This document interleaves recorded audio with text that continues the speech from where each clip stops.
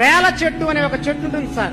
రేల చెట్టుకి ఎప్పుడైతే పువ్వు పూస్తుందో ఖచ్చితంగా 45 రోజులు లెక్క పెట్టుకోండి, వర్షం గ్యారంటీగా పడుతుంది. పూర్వకాలంలో రైతులు రేల చెట్టును చూసి పత్తి విత్తనాలు తెచ్చుకునేవాళ్ళు. అలాగే నేను ఒక రోజు అడవిలో వెళ్తున్నప్పుడు ఒక శతాధిక వృద్ధుడు కూర్చొని ఉన్నాడు. అబ్బా ఏ వంటలు మనవడా అన్నాడు. తాత వర్షం ఎప్పుడు పడుతుందంటే దగ్గరలో మోదుగు చెట్టు ఉందా అన్నాడు. ఉంది తాత అంటే కాయ కొట్టి తీసుకొని రా అన్నాడు. నేను ఒక కాయ తీసుకుని వచ్చాను సార్. తీసుకురాగానే ఆయన కాయని చీల్చాడు. కాయలో ఒకే ఒక విత్తనం ఉంటుంది సార్. ఖచ్చితంగా వర్షం 15 రోజుల్లో పడిద్ది అన్నాడు. ఖచ్చితంగా 15 రోజుల్లో వర్షం పడింది సార్. ఎలా చెప్పావు తాత అంటే ఆయన చెప్పింది, మోదుగు చెట్టుని మనం చీల్చినప్పుడు విత్తనం కింద భాగంలో ఉంటే 45 రోజుల్లో వర్షం పడుతుంది, విత్తనం పై భాగంలో ఉంటే 15 రోజుల్లో వర్షం పడుతుంది అని చెప్పాడు సార్. ఏ శాస్త్రవేత్త కూడా లేదు సార్.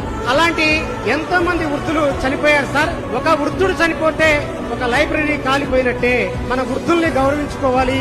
అలాంటి గ్రామీణ జ్ఞానాన్ని మనం సేకరించుకోవాలి సార్.